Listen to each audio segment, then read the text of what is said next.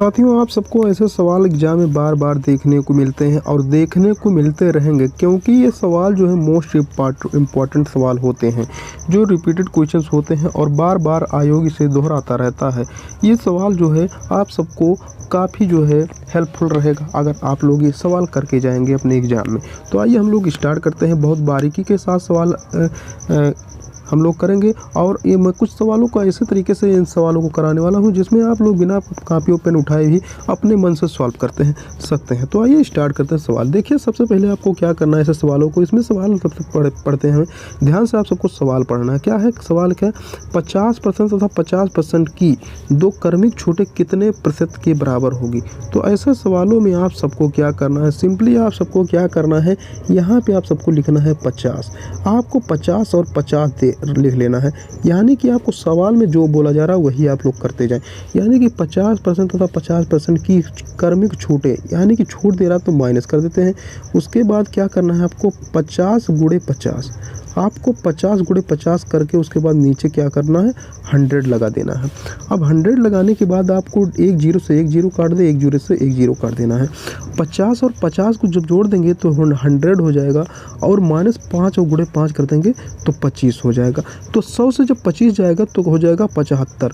तो 75% आपके बराबर। तो इसमें आप सबको किस ऑप्शन में देखने को मिल रहा है 75%? तो ऑप्शन नंबर बी में देखने को आप सबको मिल रहा है, क्योंकि ये जो सवाल दिख रहा है आप सबको ना तो ऑप्शन नंबर ए में दिख रहा है और ना तो सी में ना तो डी में, ये सिर्फ आपको बी में ही देखने को मिल रहा है। तो आपका राइट आंसर जो हो जाएगा 75%। तो हम लोग आशा करते हैं आप लोग ये सवालों को अच्छे से समझ गए होंगे और परीक्षा में जरूर करके आएंगे। हम अब आगे बढ़ते हैं अगले वाले सवाल की तरफ। अगला वाला सवाल क्या कहता है, तो आप सबको ऐसे सवाल जरूर देखने को मिलेंगे। अगला सवाल क्या है, यदि यम संख्याओं का औसत यन है। क्या कह रहा है, यम संख्याओं का औसत यन स्क्वायर है और यन संख्याओं का औसत यम स्क्वायर है, तो यम प्लस यन का संख्याओं का औसत क्या होगा? तो आप सबको सिंपली ऐसे सवालों को देख के ना तो घबराना है ना तो टेंशन लेना है। सिर्फ आप सबको सिंपली सवालों को पढ़ के और इसी तरीके से हल करना है। देखिए, आप सब जानते होंगे अगर औसत पूछा जाता तो औसत का मतलब होता है गुणा करना। तो यहाँ पे आप सबको क्या करना है, यदि यम संख्याओं का औसत, यानी कि यम संख्याओं का औसत यन स्क्वायर है तो यन संख्याओं का औसत यम, तो यम प्लस यन संख्याओं का औसत, तो यम संख्याओं का औसत आप सबको इसी तरीके से लिखना है, यम गुणे यन स्क्वायर होता है। उसके बाद यहाँ पे आप सबको प्लस कर देना है। उसके बाद यन संख्याओं का औसत यानी कि यन और यम स्क्वायर कर देना है। उसके बाद आपको अपान लिख देना है और किसकी औसत निकालना है, यम प्लस यन की। तो आपको यम प्लस यन नीचे लिख देना है। अब आपको यहाँ पे देखिए यम यन कॉमन ले लेना है। यम यन जब आप कॉमन ले लेंगे तो यहाँ पे बचेगा यन और यहाँ पे बचेगा यम। अब इसको ब्रैकेट में करके नीचे यम प्लस यन लिख देना है। अब यम प्लस यन से यन प्लस यम कट जाएगा, कैंसिल हो जाएगा।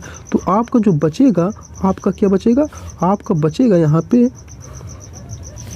यम यन बचेगा।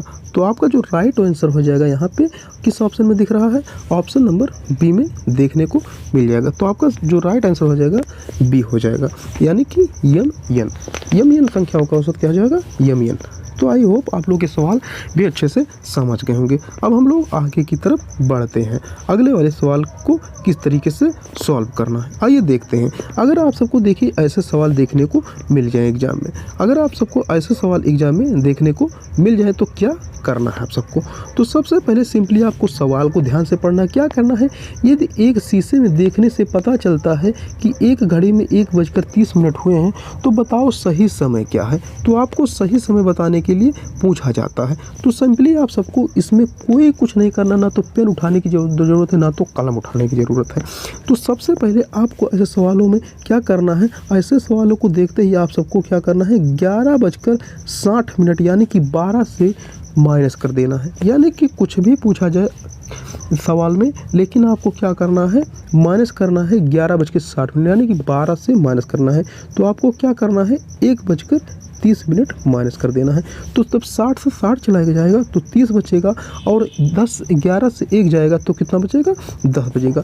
तो 10:30 किस ऑप्शन में दे रहा है, ऑप्शन नंबर डी में देख रहा है। ना तो ऑप्शन नंबर ए में दे रहा है, ना तो बी में दे रहा है, ना तो सी में दे रहा है, ऑप्शन नंबर डी में अवश्य दे रहा है। तो ऑप्शन नंबर डी दी राइट आंसर हो जाएगा आप सबका।